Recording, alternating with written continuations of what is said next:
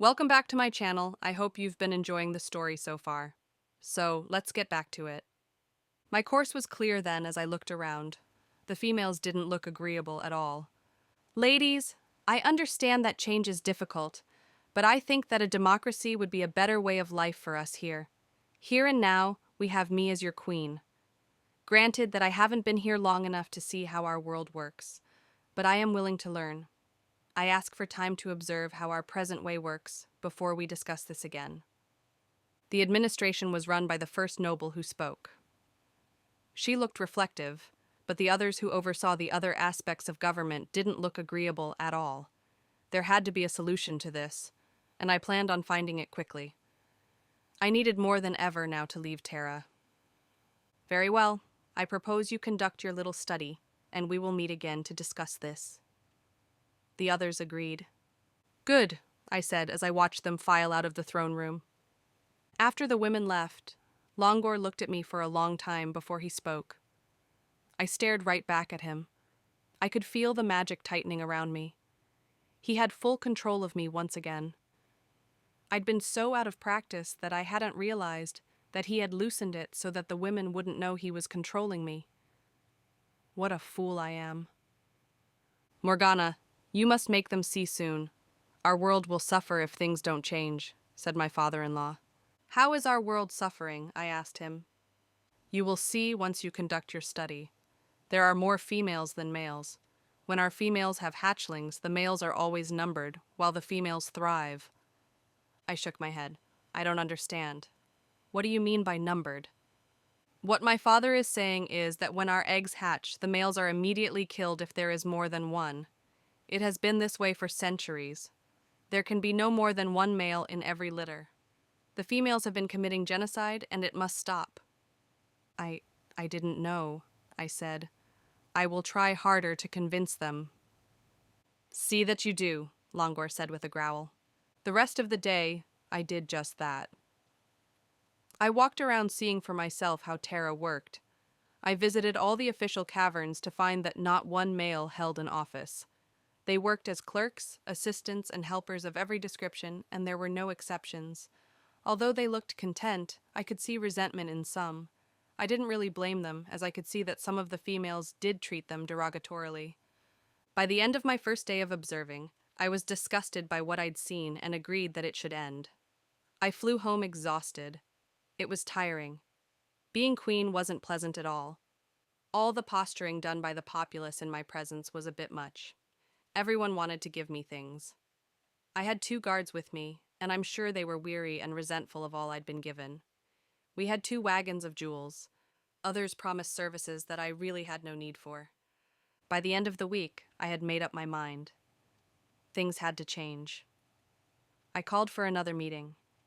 This time, all who held offices came. The throne room was full to capacity. Before starting, I made sure that refreshments were served. I learned that people and dragons were more attentive if they were fed. Ladies, I must say that I am pleased that everyone showed up. Firstly, I want to welcome you all. Get on with it, I haven't got all day, someone in the back insisted. I tried not to feel intimidated. I wanted to gather you all to discuss the treaty made between the males and females of Terra so long ago. I had been studying and coming up to speed with why it came about and how it has been going thus far. What I found is that some of you have become drunk with power. I propose a change. It has been a system that is outdated. Because you haven't seen the benefits of sharing the world with your male counterparts, you doubt that it is a good idea. These few days, I've watched a tradition so horrible that it gave me nightmares. Why are our hatchlings dying by your hand because they are male? There was a murmuring, and I watched as some looked away in pain and shame. I mentioned the killings because I'd witnessed one. The mother had 5 eggs. When they hatched, she had 3 males. I watched the midwife promptly break their necks and burned them. The mother roared in pain but didn't stop her. I'd found out that the dragon population was dwindling. It was a miracle that hatchlings were being born at all. That female was an anomaly. Most females lay 1 to 2 eggs. Others had trouble producing. They weren't barren, but fewer and fewer of them were getting pregnant. Our race didn't procreate easily. If a female was lucky enough to become pregnant, it happened once every 100 years. Because we lived so long, we could wait to have hatchlings. However, if the hatchling was male, it didn't survive. By nature's design, females couldn't procreate without males. They were necessary, but they were few. I propose that we change the way our world continues. With fewer hatchlings, we will soon die out. I believe that we must come to an agreement. Our males are precious. Teach them their value and show them compassion. Soon, there will be so few of us that it won't matter who sits on that throne.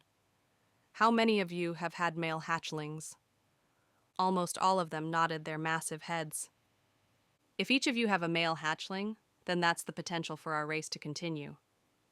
I've also heard that it is a practice to neuter your male hatchlings. Another murmur arose. I bet they didn't know I'd find that out. 2 of every 5 male hatchlings were neutered, further dooming the population.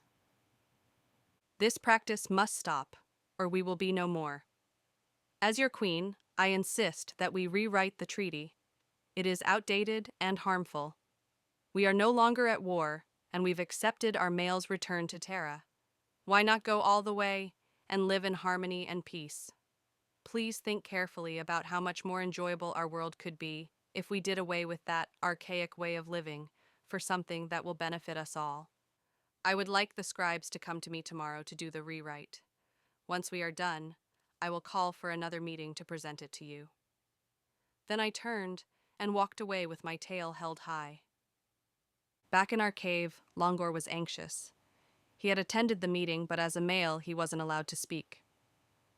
Do you think this plan of yours will work? He asked. It is the democratic way. I'm showing them that they have a choice.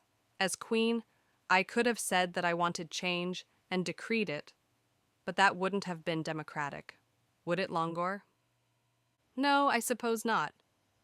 Perhaps you will get your way after all. I want Terra to be a democracy, where both males and females rule together. That means both males and females will hold offices, votes will determine all changes, and I want to do away with the brutal killing of male hatchlings. I believe that our biology has become attuned to producing fewer eggs. Do you think they will agree to it? Asked Longhir. Longhir, while I was doing my research, I came across an old dragon who told me a most interesting story. She told me why the males were killed. Either he didn't know or he was playing dumb. The females don't want too many males for fear of an uprising? Yeah, let's go with that. I really think it is an outdated practice. If our males are equal, there will be no need to limit their numbers. Don't you agree? Yes, I agree. Now, my dear, what would you like for dinner?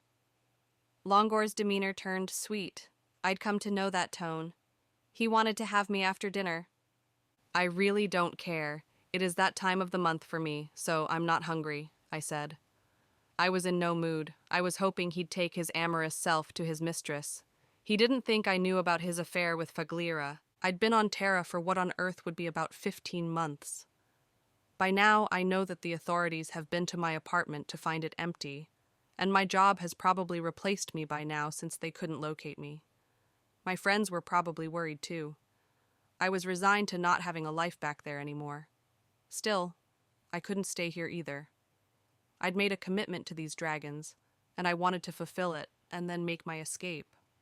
The old dragon told me why the males were killed and why the war broke out. A long time ago, the male dragon had a specific magical power that the females didn't possess. They could bend the females to their will. They became corrupt and used that power ruthlessly. The females rebelled because they were being abused. The humans had a similar rebellion on Earth called the suffrage movement. A powerful human sorcerer helped the female dragons overcome the magic. She was able to neutralize the trait in the male hatchling and showed the females how to do it. The practice was lost to the ages, and so they took to killing them instead. Because there were more females, they won the war and banished the males to a nearby world. As time wore on, it became the norm to kill the male hatchling who bore a certain trait. Today, the hatchlings are killed without being screened. Longhir was born with the trait, and he'd learned how to use his power. It was a secret he and his father kept to themselves. Longor's mother had been childless for so long that when she finally produced an egg, she didn't care what sex it was. She was finally a mother, and being queen, she had decreed that her son live. I needed to be careful. Longor mustn't know that I knew his secret. I met with the scribes, and we ironed out a new treaty. Longor was present, trying to be unassuming. I knew he was there to spy, but I wasn't about to show him all my cards. He knew the basics. The new treaty was to allow democracy. He can now rule beside his queen, and the males would no longer fear the death of their sons. After the treaty was to my satisfaction, I insisted that when I present it to the females, that no males be allowed to witness any discussions. Longor agreed. The meeting was to be held on the following day. I wasn't feeling well again. My cycle didn't come either. I was sure the reason had to do with the stress I was under. I left to go see the old dragon. She lived as far away as she could without encroaching on Kolak, the human city. I didn't know how old she was, but one thing I was sure of was that she was going to die soon. She reeked of death. I want to know how to identify the trait, I asked her. If a male egg has a blue hue, it will be a strong male. It was once believed that the egg had suffered some sort of trauma while incubating and bled, but that's the true telling. If the shell is dark, it is a strong male. So you're telling me that there could be countless males with the trait, and their mothers don't know it? Yes, but their numbers are few since only one male is permitted in each family. You should be careful when you lay your eggs, Highness. What are you talking about? I don't intend to lay any eggs, I protested. You are pregnant, my queen. Remember what I said about the shells. You must inspect them carefully. How can I tell if I have a male egg? A male egg is bigger. I left the old dragon knowing that I wouldn't see her again. What she told me was serious, but at this point, I didn't care. I only wanted to be free. And now with the knowledge that I was pregnant, I had to be careful. If Longor found out, he would watch and snatch my eggs.